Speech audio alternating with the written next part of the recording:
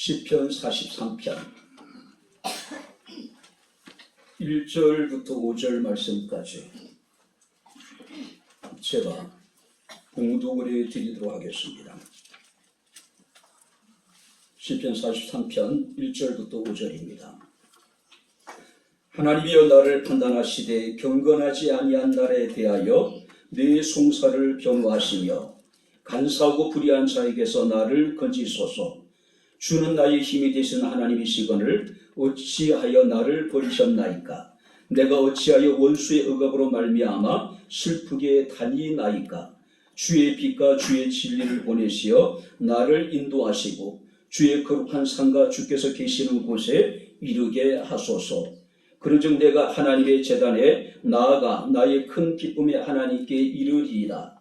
하나님이여 나의 하나님이여 내가 수금으로 주를 찬양하리이다. 내 영혼아 내가 어찌하여 낙심하며 어찌하여 내 속에서 불안해하는가? 너는 하나님께 소망을 두라. 그가 나타나 도우심으로 말미암아 내 하나님을 여전히 찬송하리로다. 아멘. 오늘도 주의 날을 기억하게 하시고 영과 진리로 예배하며 또 이 시간 주의 말씀을 청종할 수 있는 은혜를 베풀어 주심을 감사합니다. 하나님의 말씀이 선포될 때 우리의 마음의 문을 열어주시고 우리의 길을 열어주옵소서. 심중 깊은 곳에서부터 살아계신 주의 말씀을 아멘 아멘으로 화답해 하옵소서. 예수님 이름으로 기도하옵나이다. 아멘. 할렐루야. 자, 우리 옆에 있는 분들과 하나님 우리와 함께 하십니다. 인사하겠습니다. 하나님 우리와 함께 하십니다. 할렐루야. 원래 백향목교회 30주년은 6월 첫째 주가 돼야 되는데 그래서 제가 당시 수술을 했기 때문에 임직식을 할 수가 없었습니다. 그래서 좀 미뤄지긴 했지만은 오늘 우리가 함께 하나님 앞에 백향목교회 30주년을 기념하는 임직식을 하나님 앞에 행하게 되었습니다. 30년의 시간들 저는 백향목교회를 보면서 느끼는 그런 하나님이 살아계시구나. 하나님 우리 가운데 함께 하심을 확신할 수 있습니다. 왜냐하면 백향목교회는 망해야 될 교회잖아요. 거의 죽었다가 다시 살아난 교회였잖아요. 그죠?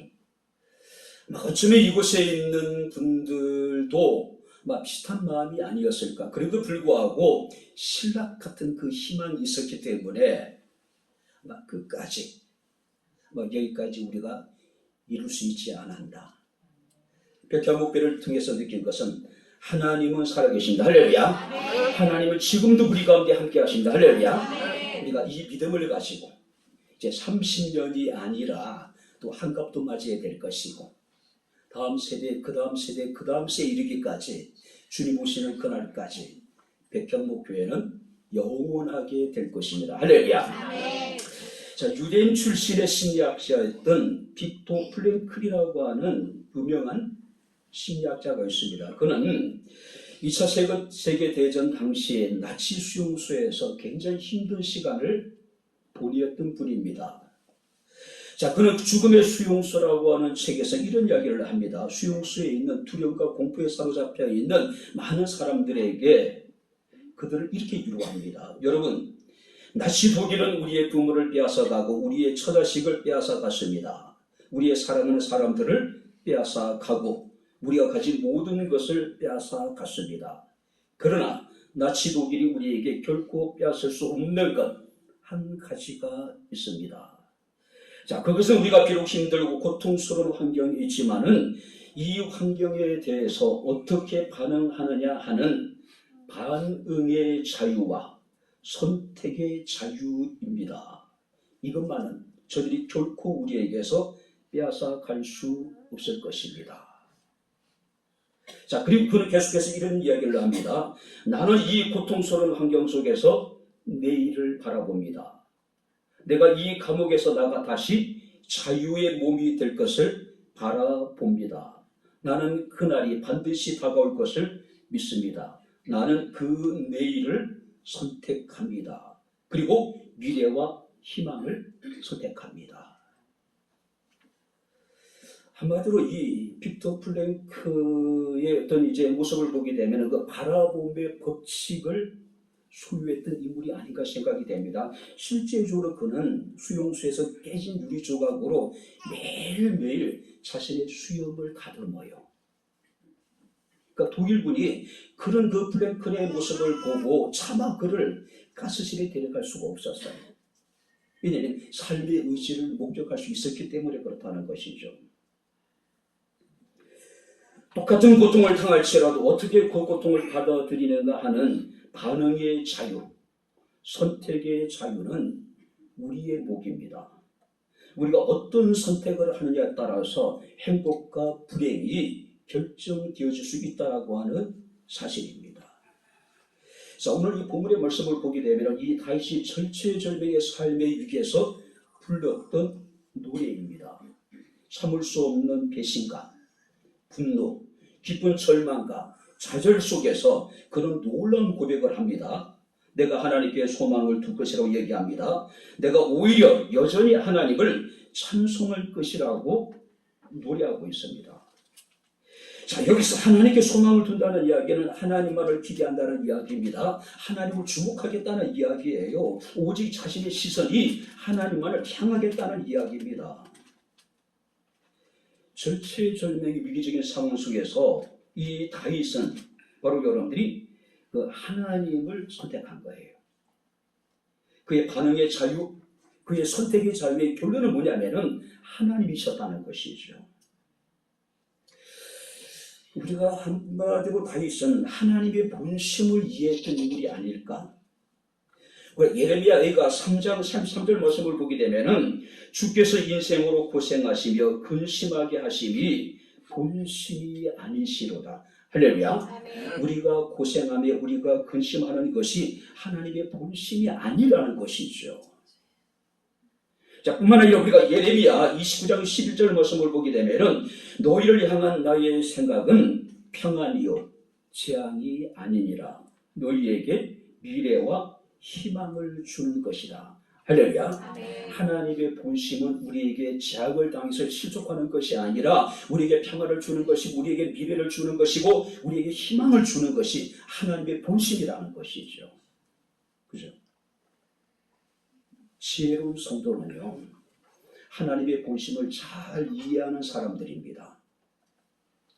지혜로운 자식들은 부모의 마음을 잘 이해하는 사람이 아닐까요? 자, 개인에 따라서 차이는 있겠지만 많은 사람들이 어렵고 힘든 상황 속에서 하루하루를 살아갑니다. 그러나 힘들고 고통스러운 환경에 대해서 반응하는 사람들의 모습은 각기 다르다는 것이죠. 어떤 사람들은 절망하고 좌절합니다. 삶을 포기합니다. 그리고 될 때는 되는 식으로 살아갑니다. 그리고 나중에 그들은 극단적인 선택을 하기도 합니다. 자, 반면에 어떤 사람들은 나름대로 그 고통이 자신에게 의미가 있다고 생각을 합니다. 고통, 고난은 견뎌볼 만한 가치가 있다고 생각을 해요. 그들은 고난을 축복의 전주공으로 여기고 있을 뿐입니다. 뿐만 아니라 그들은 하나님의 축복은 고난의 보자기에 쌓여서 자신에게 주어진다는 사실을 잘 알고 있는 사람들이라는 것이죠. 자, 그렇다면 이 다윗이 절체절명의 위기 속에서 오직 하나님께 소망을 두고 여전히 오히려 하나님을 찬송하겠다라고 고백하고 있는데 그 근거가 무엇일까? 어떻게 그런 절체절명 속에서 오직 하나님께 소망을 둘 수 있었고 어떻게 여전히 하나님을 찬송할 수 있었을까?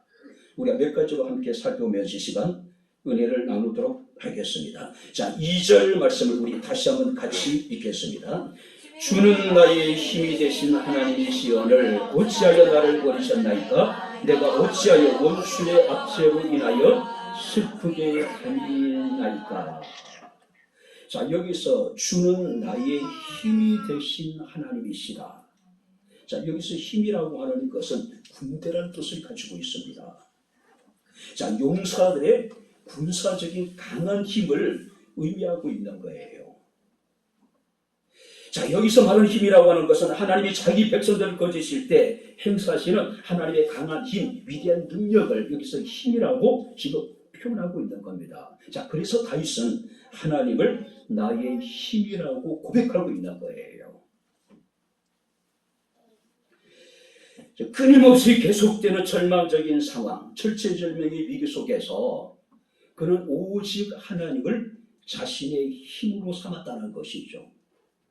이 힘의 문자적인 의미는 뭐냐면은 피난처라는 뜻을 가지고 있는 거예요. 하나님만이 나의 피난처가 되신다. 하나님만이 나의 힘이 되신다는 고백이에요.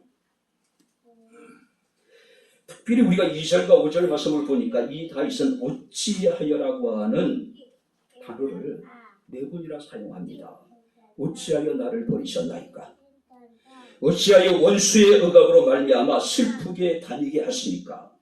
어찌하여 나를 낙심하게 만들고 어찌하여 나를 불안하게 만들고 있습니까? 라고 지금 고백하고 있는 거예요. 어찌하여.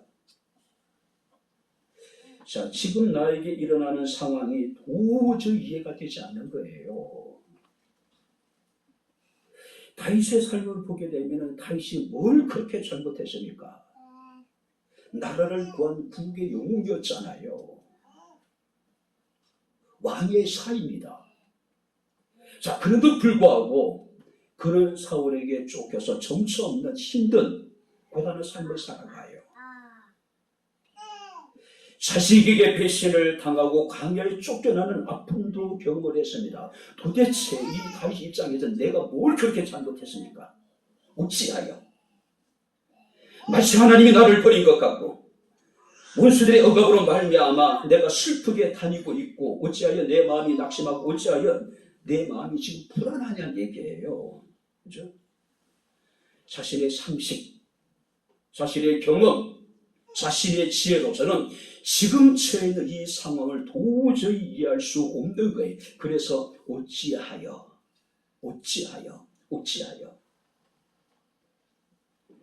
특별히 우리가 1절 말씀도 보게 되면 세 가지 동사가 등장합니다. 판단하다, 변호하다, 건져달라, 건지다.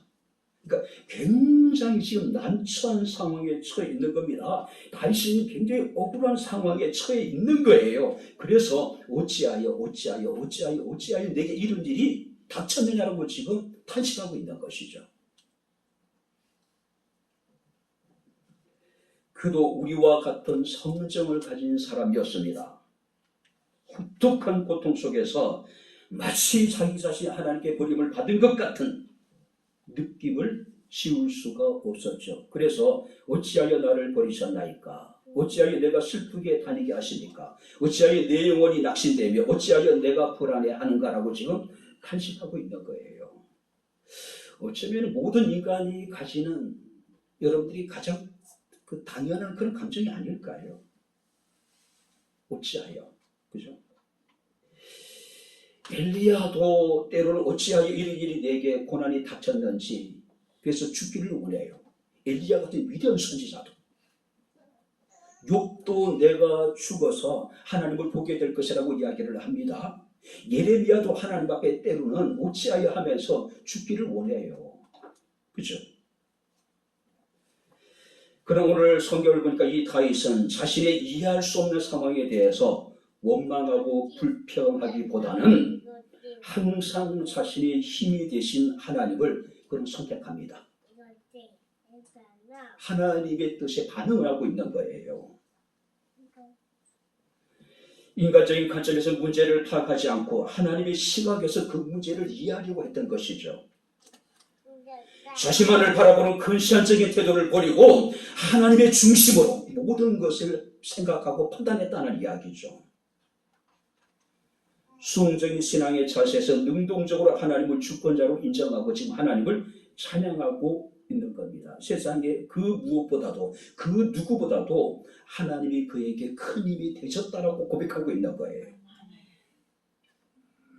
그래서 우리가 시편 18편 1절 말씀을 보니까 다윗은 나의 힘이 되신 여호와여 내가 주를 사랑하나이다. 할렐루야. 하나님이 자신의 평생에 큰 힘이 되어 주셨다는 이야기예요. 하나님이 힘이 되어 주지 않았다면은 그 엄청난 고난 속에서 그가 어떻게 이겨낼 수 있었겠어요? 어떻게 견딜 수 있었겠어요?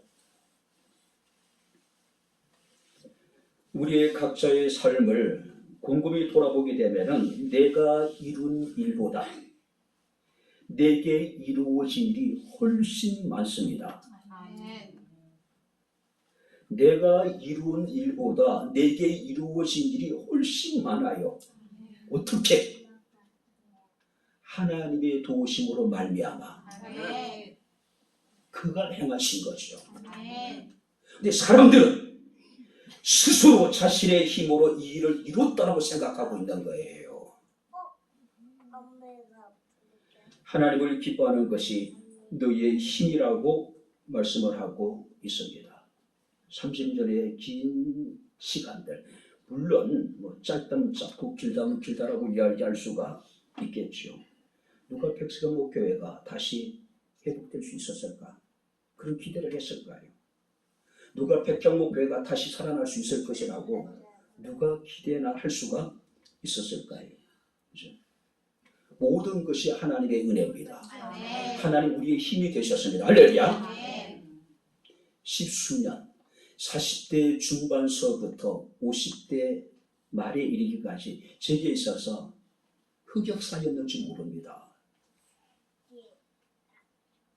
그런데 가만 지나고 나서 생각해 보니까 그때마다 하나님의 도우심이, 하나님이 우리의 힘이 되셔서 우리를 견디게 하지 않았을까요? 저는 백향목교회 성도들을 바라볼 때마다 진짜로 고맙고 감사하고 눈물이 날 때가 있어요. 도대체 뭘 봤을까? 교회가 처한 여러 가지 상황들, 참 무기력하고 연약한 목회자의 모습 속에서 저들이 뭘 보고 저렇게 견디고 오늘 여기까지 이룰 수 있었을까? 하나님 우리에게 견딜 수 있는 힘을 주시지 않았을까요? 우리 교회가 그나마 힘들고 어려운 속에서도 이겨낼 수 있는 힘을 하나님 우리에게 주시지 않았을까요? 자, 뿐만 아니라 우리가 4절 말씀을 보겠습니다. 다 같이 읽겠습니다. 그런즉 내가 하나님의 제단에 나아가 나의 큰 기쁨의 하나님께 이르리이다. 하나님이여 나의 하나님이여 내가 수금으로 주를 찬양하리이다. 그런즉 내가 하나님의 제단에 나가 나의 큰 기쁨의 하나님께 이르리이다. 바로 큰 기쁨의 하나님. 그 하나님의 은혜가 있었기 때문에 이 다윗은 절체절명의 위기 속에서도 하나님을 바라보고 여전히 하나님을 찬송할 수 있었다라고 하는 사실이에요. 자, 여기서 다윗은 바로 자신에게 큰 기쁨을 주신 하나님, 바로 이 기쁨이라고 하는 것은 확실한 믿음의 근간 참 기쁨, 믿음의 근간 참 기쁨이라는 것이 막연한 그런 기쁨이 아니라는 것이죠. 다윗은 아직 실제로 나타나지 않았던 하나님의 도우심에 대해서 그는 믿고 크게 기뻐하고 있는 겁니다. 그리고 찬양하고 있는 거예요. 아직까지 구체적으로 나타나지 않았던 하나님의 도우심을 확신하고 바로 그는 바로 하나님을 찬양했다는 것이죠. 하나님께 소망을 두었다는 이야기죠. 자, 여기서 큰 기쁨의 하나님이라는 의미 속에는요, 기쁨 중에 기쁨이신 나의 하나님, 우리 하나님은 기쁨 중에 기쁨이 되신 나의 하나님. 할렐루야. 네. 우리가 개역 성경에 보니까 극락의 하나님, 아미타불이 있는 정토를 말하는 것이 아니라 불교에서 말하는 큰 기쁨의 하나님, 극락의 하나님이라는 것이죠. 극락의 하나님. 매튜 헨리의 주석에 보게 되면 매튜 헨리는 이 본문에 대해서 이렇게 해석을 합니다. 하나님만이 우리의 최고의 기쁨이 되신다. 하나님만이 우리의 큰 기쁨이고 영원한 기쁨이고 최고의 기쁨이고 유일한 기쁨이다. 할렐루야. 하나님만이. 하나님만이. 바로 하나님이 우리의 기쁨의 근원이 되시고 하나님이 우리의 기쁨의 이유가 된다는 것이죠. 하나님만이. 그죠? 사람이나 물질이나 세상의 기쁨은 다 지나갑니다. 사라집니다. 변질됩니다. 그러나 하나님은 어제나 오래나 영원토록 동일하신 분이시기 때문에 하나님이 우리에게 주신 기쁨은 영원합니다. 할렐루야. 바로 다윗은 이 기쁨을 본 거예요. 그 기쁨 지금 누리고 있는 겁니다. 시편 30편 11절 12절 말씀을 보니까 주께서 나의 슬픔이 변하여 내게 춤이 되게 하시며 나의 베옷을 벗기시고 기쁨으로 띠띠우셨나이다. 슬픔의 베옷을 벗기시고 기쁨의 띠를 우리에게 띄워주셨다는 이야기예요. 로마서 15장 13절 말씀을 보게 되면 모든 기쁨과 평강을 믿음 안에서 너희에게 충만하게 하신 하나님. 모든 기쁨과 평강을 믿음 안에서 할렐루야 충만하게 하신 하나님. 뿐만 아니라 시편 16편 11절 말씀을 보게 되면 주의 앞에는 충만한 기쁨이 있고 주의 오른쪽에는 영원한 즐거움이 있나이다. 하나님의 기쁨 충만한 것이고 영원한 것이라는 것이죠. 시편 5편 11절 말씀을 보게 되면은 그러나 주께 피하는 모든 자는 다 기뻐하며 주의 보호로 말미암아 영원히 기쁘 외치고 또 주의 이름을 사랑하는 자는 주를 즐거워하게 될 것이다. 주께 피하는 자들은 큰 기쁨을 얻게 될 것이라는 것이죠. 그 기쁨은 영원한 기쁨이고 그 기쁨은 사랑하는 자들에게 주어지는 즐거움이라고 하는 사실이에요.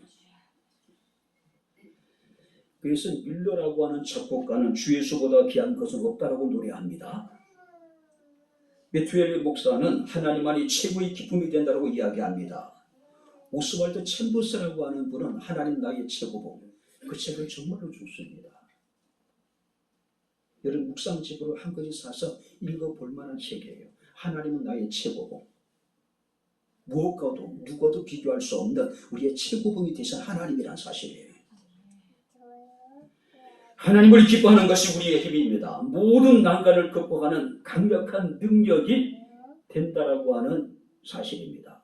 우리의 상황이 결코 녹록지 않지만은 그래도 불구하고 우리의 큰 기쁨이 되신 하나님을 기억하며 어떤 상황 속에서도 여전히 하나님을 찬송할 수 있게 되기를 주의 이름으로 축원합니다. 마지막으로 여러분들 5절을 같이 읽겠습니다.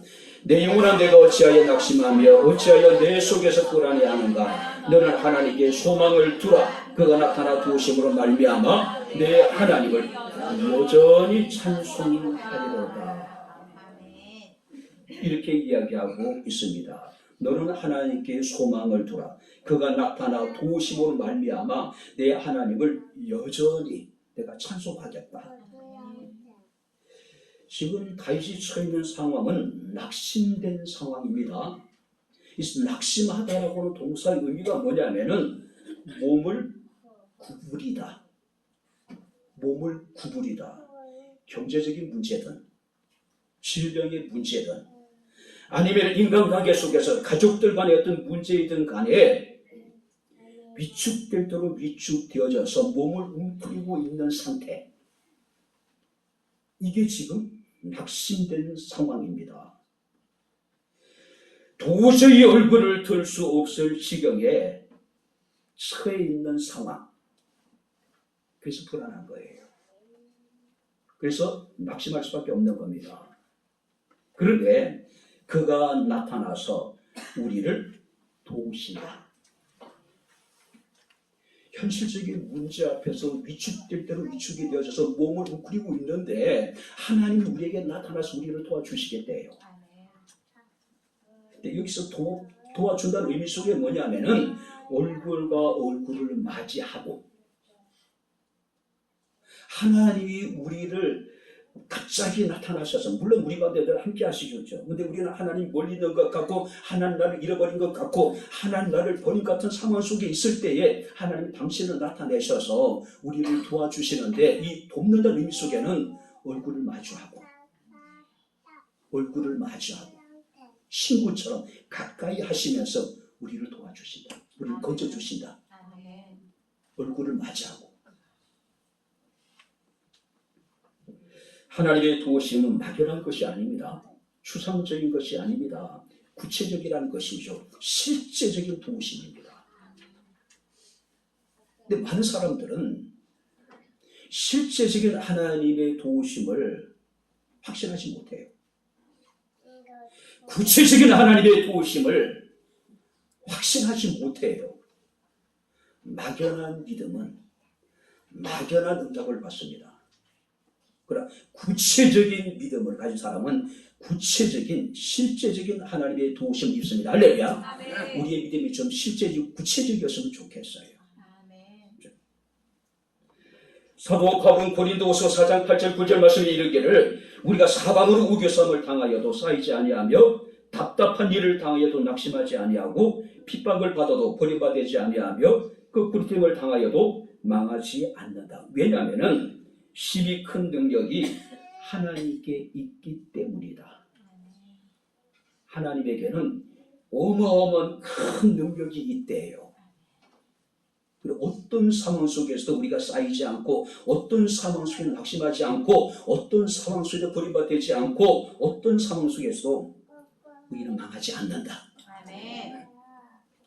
할렐루야. 아멘. 왜냐하면 우리에게 힘이 있는 것이 아니라 우리 하나님에게 힘이 큰 능력이 있고 그가 우리를 도우실 것이기 때문에. 아멘. 시편 118편 6, 7, 7절 말씀 보니까 여호와는 내 편이라고 이야기합니다. 내 편이 되사 나를 돕는 자들 중에 계시는 분이라고 이야기해요. 하나님은 내 편입니다. 할렐루야. 아멘. 그리고 그는 우리를 돕는 분이래요. 아멘. 돕는 분이래요.